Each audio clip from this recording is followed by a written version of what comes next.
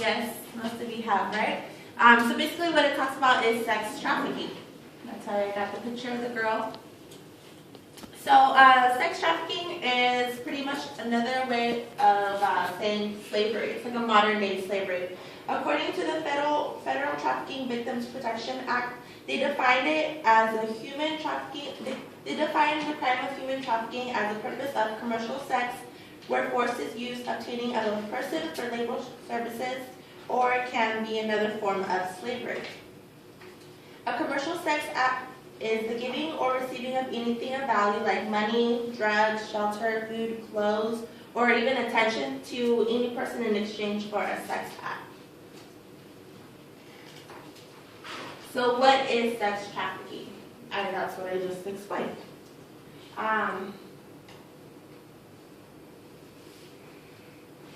So sex trafficking in the U.S. it has a lot of different ways. It's more common than you think. You can find it in different areas like online escort services. You can find it online. You can find it, well, of course, porn, prostitution, strip clubs, massage parlors, truck stops, and residential brothels.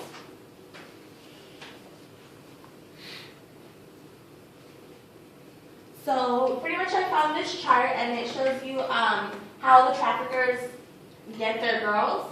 So it shows you the process, the means, and the goal. So pretty much what that means is that the process is how they do it. The means is why they do it. I'm sorry, I got that all mixed up. So the act is what is done, the means is how it's done, and then the goal is the purpose.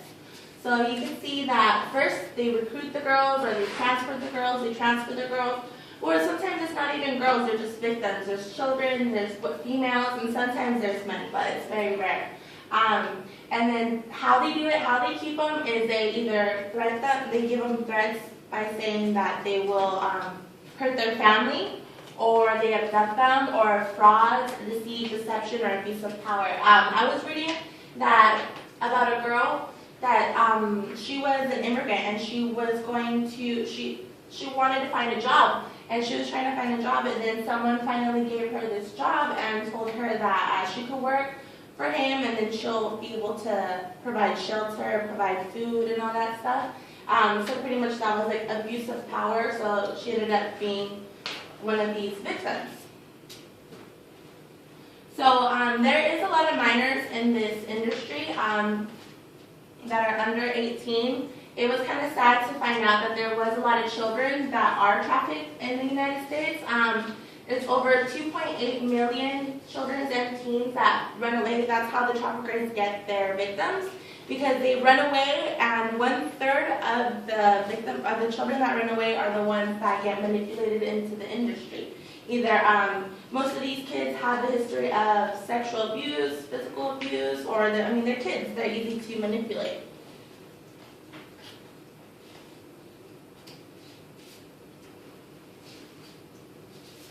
So the FBI estimates that every year as many as 18,000 victims are trafficked in the U.S. alone. So that's every year. And then the database is from the U.S. Department of Justice. So I have this little scale right here. So pretty much 51% of adults are forced into prostitution or commercial sex acts. 43% of children are under 18 and they're used for prostitution. And then the 6% is sexual labor like erotic dancing and unlicensed massage parlors. So how do they get these girls? Well, the traffickers, or the pimps, as you could say, they get their victims by pretty much manipulating them, or because they're very vulnerable, or because they do have history of physical or sexual abuse, so they're just emotionally and mentally just wrecked. And like how I said earlier, they keep their victims by threats, by lies, by violence, by manipulation. So sometimes these girls do have a choice to leave, but they don't, because they're scared, because they don't know how, because they don't want their families to get hurt. Or sometimes because they can't. They don't know where they're at. They don't know how to get home. They have no money. They have nothing. So, where can you find these girls? Well, one is the internet. You can actually find them on Craigslist. They have secret codes. They have secret ways of saying pretty much that they're selling these girls. The internet is one of the platform that is most used for buying, selling children and women for sex. Another place where you can find them is, of course, strip clubs.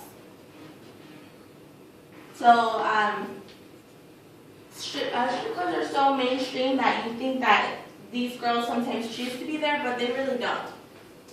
Another place where you can find them is massage parlors.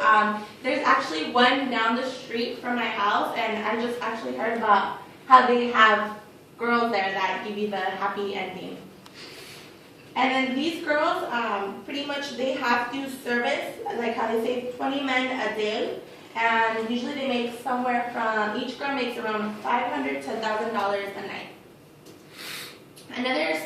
Two other places where I found kind of interesting were the truck stops, because that's how they transport the girls, that's how they pick up the girls, and sometimes when a driver is driving too long, a trucker is driving too long, they want to get laid.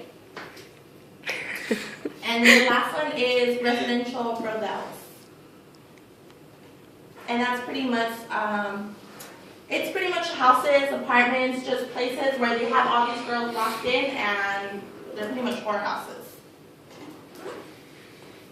So these are some statistics and how much money is in the industry. 87 million is pretty much all together every day. So annually it's 32 billion. And the human trafficking is the world's second largest criminal enterprise, first being drugs. So like I said, victims make anywhere to $500 and $1,000 a night. So sex trafficking is a lot more common than you think. So it's actually everywhere. It's just there's different ways of it. And then these are my sources.